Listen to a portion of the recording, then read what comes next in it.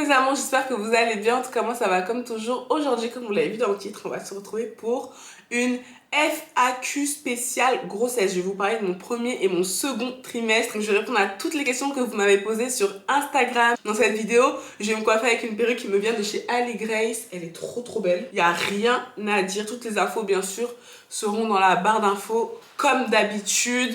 Je suis jamais déçue des mèches Ali Grace, c'est un truc de ouf, ils sont trop forts. Je vais aussi dans cette vidéo vous raconter une story time de notre plus grosse frayeur qu'on a eu avec Chris et comment on a appris le sexe du bébé. Enfin bref, c'était horrible.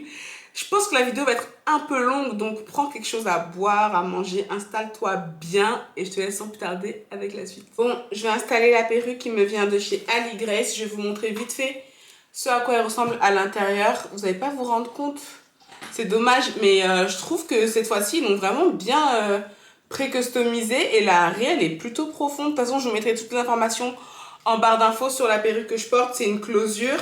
J'ai l'impression que je porte que ça en ce moment. Pendant que je me coiffe, comme d'habitude, je vais répondre à vos questions. Donc, c'est pour ça que c'est important de me suivre sur Instagram parce que j'échange pas mal avec vous. Je vous le dis à chaque fois, mais c'est vrai. Donc, vous voyez, regardez, la perruque, j'ai pas du tout épilé, rien du tout. J'ai juste décoloré les nœuds et la couleur qui est là. Faites pas attention, les gars. Au final, c'est un peu cute. De toute façon, je vais vous insérer des clips. Je sais pas ce qui m'a pris. En fait, j'avais un fond de décolorant et j'ai voulu éclaircir, mais en même temps, j'avais décoloré les nœuds en même temps. Du coup, j'avais pas installé sur une tête. Enfin bref, c'était un mess. Ne faites jamais ça, hein. Posez-vous vraiment quand vous voulez faire une couleur et faites les choses pas à pas, hein. Donc du coup, c'est pas très uniforme. Genre là, c'est clair, là, c'est foncé. Et là, c'était complètement décoloré, mais hyper clair. Du coup, j'ai mis vite fait du noir avec une brosse à dents. Genre vite fait. Je l'ai laissé poser même pas 5 minutes. Au final, dites-moi ce que vous en pensez, mais je crois que la couleur, elle est plutôt pas mal. Alors, on me demande, pourras-tu faire des hauls achats bébé, s'il te plaît? Bien sûr. Moi, depuis que je suis enceinte, j'aime pas mal regarder ce genre de vidéos. On a acheté pas mal de trucs déjà pour bébé. Du coup, oui, je compte vraiment vous montrer ce qu'on a acheté, les petites tenues.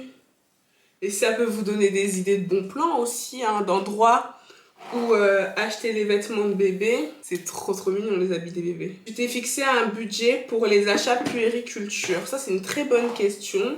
On s'est pas dit on va mettre ok, on a 500 €, on met 500 € pour toute la puériculture.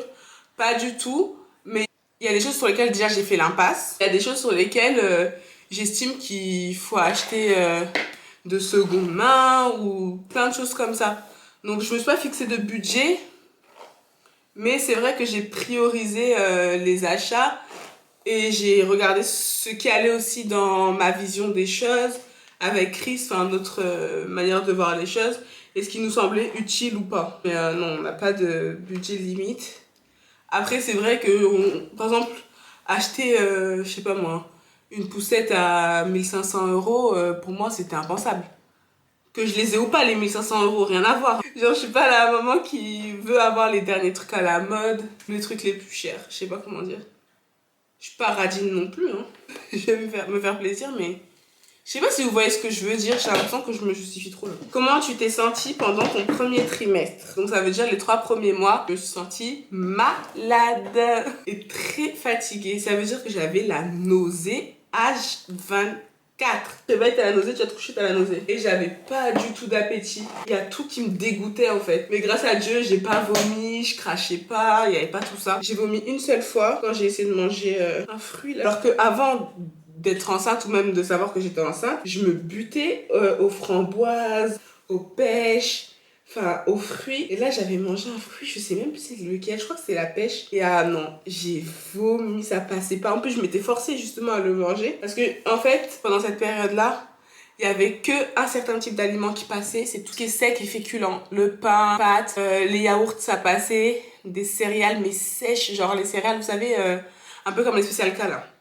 Mais mis à part ça, j'ai rien eu. Si je regarde là, je suis désolée, c'est parce qu'il y a mon miroir. Avant de faire mon test de grossesse, j'avais noté que mes seins, ils étaient très sensibles. C'est devenu mais archi sensible, c'est-à-dire que même sous la douche et tout, Je sentais mes seins, ils étaient sensibles de ouf. Et bon, je pense que tu peux avoir ça aussi même avec tes règles, tu vois. Mais c'est vrai que moi, j'avais jamais eu les seins aussi sensibles que depuis que je suis tombée enceinte. Après, au deuxième trimestre, ça allait mieux. Genre, j'arrive à manger plus de trucs. Carrément, au deuxième trimestre, je trouve que j'avais un gros appétit. Genre, je pouvais te manger des burgers. En tout cas, au début du deuxième trimestre, je remangeais pas mal. Hein. Quand ils nous disent qu'au second trimestre, vous avez un regain d'énergie, ça c'est vrai. Hein. C'est quoi le truc le plus dur lié à la grossesse? Alors, le truc le plus dur, c'est ne pas savoir gérer sa fatigue. Genre, t'es pas maître de toi-même. Tu peux avoir l'envie de faire quelque chose. Tu te dis, ouais, aujourd'hui, je vais faire ça, ça, ça, ça, ça. Mais si aujourd'hui, t'es plus fatigué qu'un autre jour, ben, tu sauras rien faire. Et genre, c'est plus fort que toi. Donc, des fois, je me sens coupable de pas faire grand-chose. Et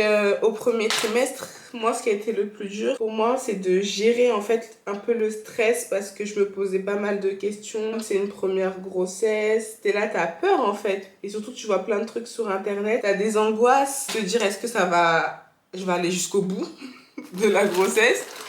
Ensuite, tu te demandes, est-ce que ton bébé est en bonne santé? Tu vois, parce que tu as quand même le test de la trisomie 21 à la première écho. Donc, tu te poses beaucoup de questions. Donc, c'est gérer toutes ces pensées-là, en fait. Je conseille même pas les filles de regarder toutes les histoires. Même si c'est vraiment tentant, mais ça va vous mettre dans un mood bizarre. On vous dit, de toute façon, le premier trimestre, faut pas en parler parce que c'est pas quelque chose de sûr. C'est un truc déjà qui est ancré dans les mœurs et du coup t'as pas trop envie d'y croire vraiment. D'un côté t'es content mais en même temps faut pas que tu t'emballes. Si je peux vous donner un conseil, c'est essayer de se concentrer vraiment sur le positif.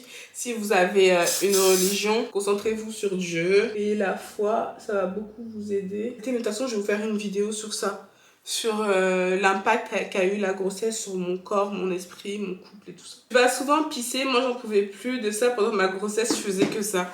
Ouais, mais je trouve que c'est pire maintenant que je suis vers la fin. Je vais très souvent aux toilettes. Carrément là, à l'heure où je vous parle, à l'instant T, j'ai très envie de faire pipi. Genre t'as été aux toilettes il y a 5 minutes, mais c'est pas son problème quoi. Franchement, elle est pas uniforme du tout ma couleur, mais c'est pas mal hein. Et je crois que c'est du 24 pouces. Pour du 24 pouces, c'est archi long. Ah oui, on me demande tout le temps ça. T'es enceinte de combien de mois, de combien de semaines, tu vas accoucher quand et tout. Mais je vais pas vous dire. Comme je vous ai aussi dit sur Instagram, et à chaque fois je dis la même chose, mais je pense que je vais même plus répondre. Je pense que c'est la dernière fois que je vais le dire, et c'est pas contre vous les gars.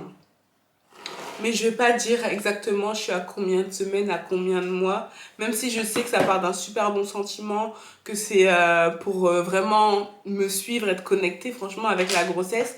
C'est juste que, comme je vous disais, je suis vraiment dans un bon mood. J'ai pas peur de l'accouchement. Et j'ai pas envie d'avoir cette pression-là. Des gens qui savent quand est-ce que je vais accoucher ou à peu près quand.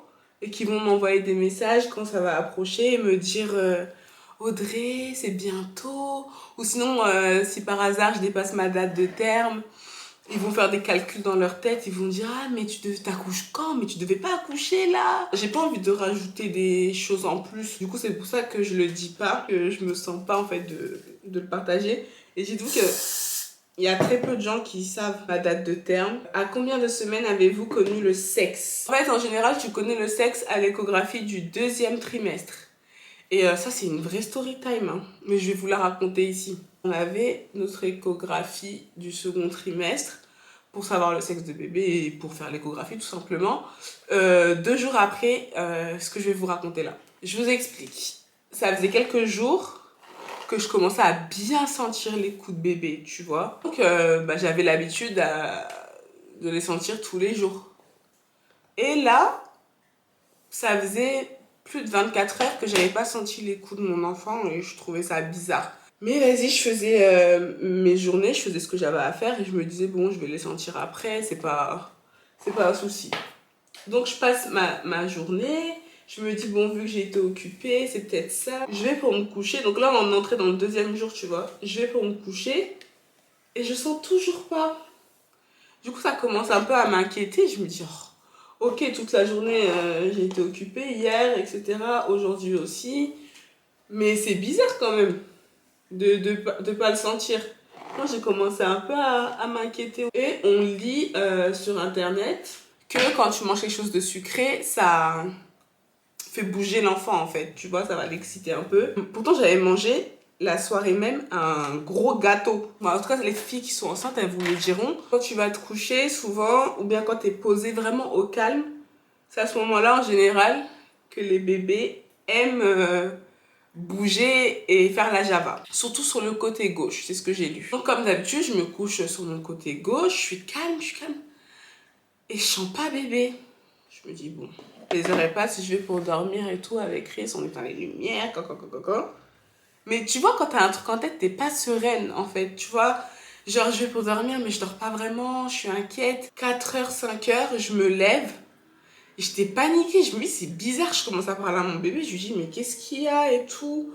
Fais plaisir à maman, bouge, fais quelque chose, j'ai envie de te sentir. C'est quand tu as commencé à t'habituer à quelque chose et que là, tu l'as plus, mais tu deviens folle, enfin... Surtout que des accidents, ça peut arriver, ça pouvait arriver même au second trimestre, quoi. Et donc, moi, je commence un peu à penser à tout, mais je prie en même temps, je me dis non, c'est pas ça et tout. Mais sauf que je commence à paniquer un peu au fond de moi. Et ce que je fais, c'est que je vais manger un gâteau. Je vais prendre un petit gâteau, là, dans le placard. Je vais manger, je me dis, en plus, c'est un gâteau bien sucré, surtout que j'avais vraiment pas faim. Je l'ai subi, ce gâteau. Mais je me suis dit, va manger un truc sucré encore, peut-être que là, il va bouger. Je mange le gâteau, je retourne me coucher. Je suis venue dans le salon pour manger le gâteau, je retourne me coucher, je vois rien. Et moi, je voulais pas réveiller Chris.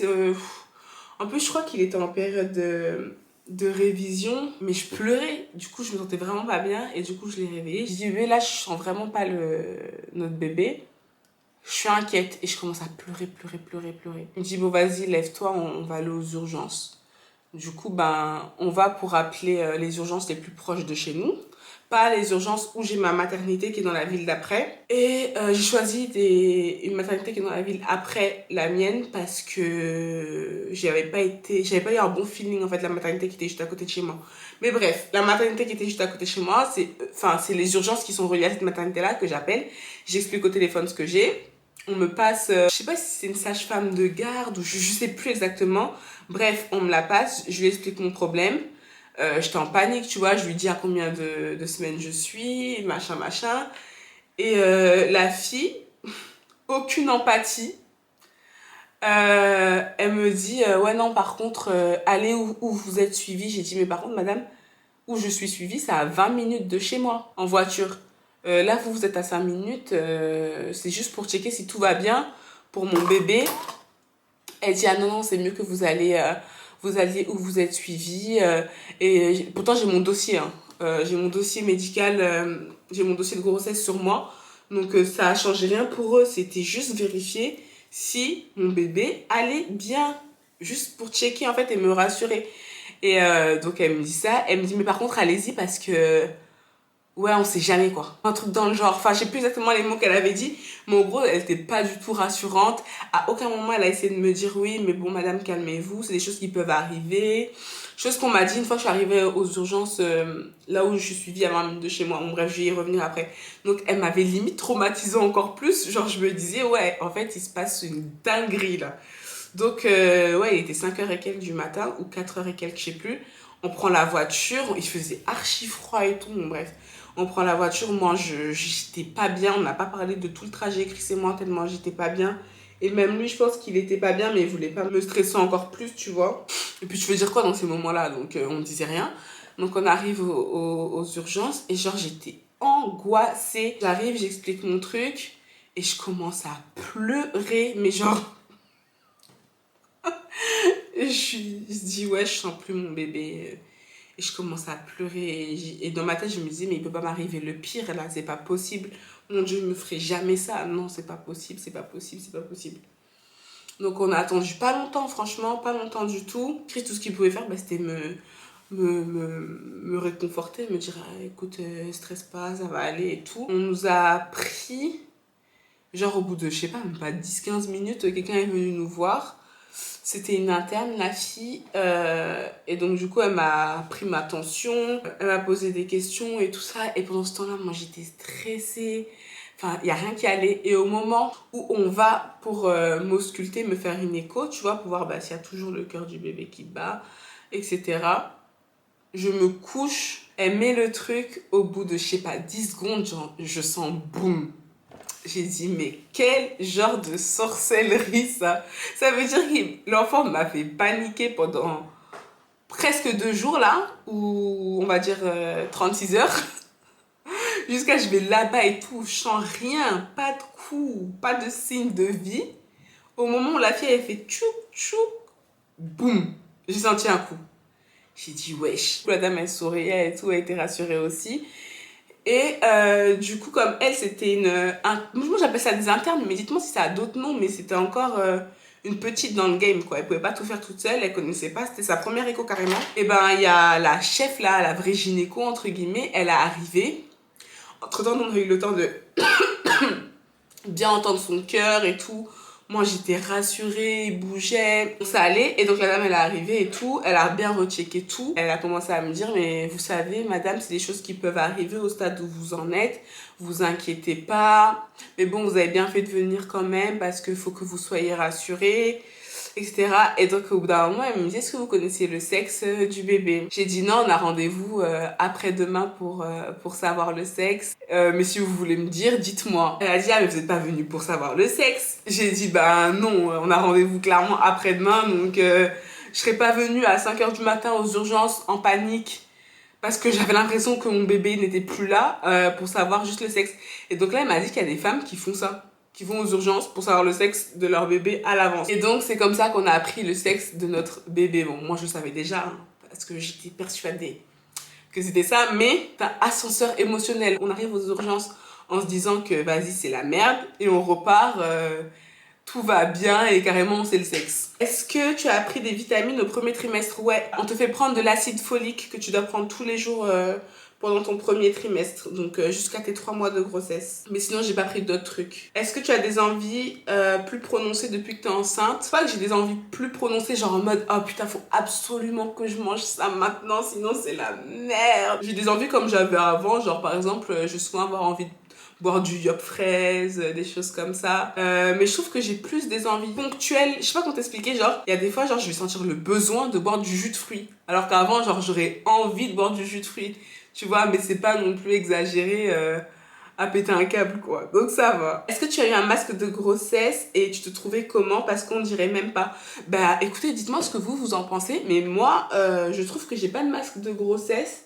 Donc ça veut dire que j'ai pas la tête d'une femme enceinte, le visage qui se déforme, etc. Et je sais que ma mère, mes proches aussi me disent que j'ai pas de masque de grossesse. En tout cas pour l'instant, on va espérer que ça reste comme ça. Est-ce que tu as eu des indices corporels dont tout le monde parle à propos du sexe de bébé? Parce qu'on me dit, si ton ventre il est comme ça sera un garçon. Si ton ventre il est comme ça sera une fille. Si t'as ça, ça. Il y a même des personnes qui disent...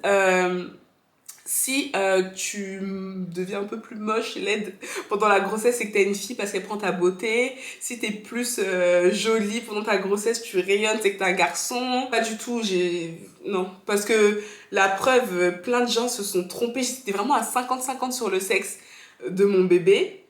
Parce qu'ils voyaient des signes sur moi. Alors qu'au final, il y avait rien du tout. Donc non, et moi je crois pas trop à ces choses-là. On me demande, est-ce que tu es facilement irritable? Je me suis toujours posé cette question.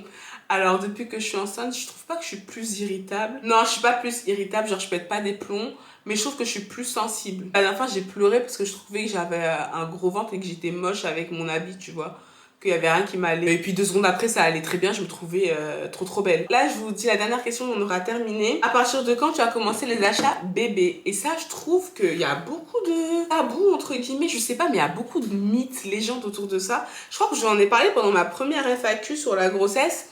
Alors moi j'ai commencé les achats bébés au premier trimestre, même avant je crois j'avais déjà acheté un truc, mais j'ai vraiment commencé au bout des 3 mois à acheter tous les trucs pour mon bébé. Je crois que au 5e mois on avait déjà tout, on avait fini. Faut pas que vous vous disiez oui bah alors c'est encore tôt, j'attends, on sait jamais. Comme je vous avais dit dans ma précédente vidéo sur la grossesse, c'est des choses que tu peux pas planifier. Et je pense pas que moi personnellement, je parle de moi, que j'aurais été moins triste s'il se passait quelque chose de négatif si j'avais rien acheté. Genre je me serais dit ok bon bah j'ai rien acheté, tant mieux, bah c'est pas grave, on passe à autre chose. Non.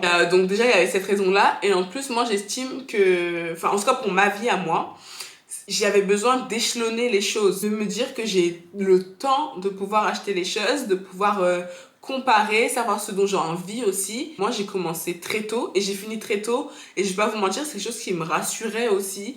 Ça rendait la chose réelle et ça me faisait plaisir aussi déjà de le faire. Je peux pas vous en parler parce que c'était encore tôt et que moi je me sentais pas vraiment prête à en parler, donc le fait de pouvoir m'acheter des trucs, c'est pas pour moi, hein, mais les mamans, vous comprenez, on a l'impression que c'est un peu des cadeaux à qu'on se fait à nous-mêmes. Le fait de pouvoir acheter des trucs pour mon bébé, et ben ça me faisait plaisir, ça me rassurait, et voilà. Et je suis très contente d'avoir pris tout mon temps pour acheter les trucs et d'avoir commencé tôt, parce que ça m'enlève un poids, mais laissez tomber, et financièrement parlant, c'est intéressant. Donc voilà, on arrive à la fin de cette vidéo FAQ. J'espère qu'elle vous aura plu, que j'ai pu répondre à toutes vos questions. Bientôt, je vous ferai la vidéo sur le 3e trimestre. C'est pas du jeu, les gars.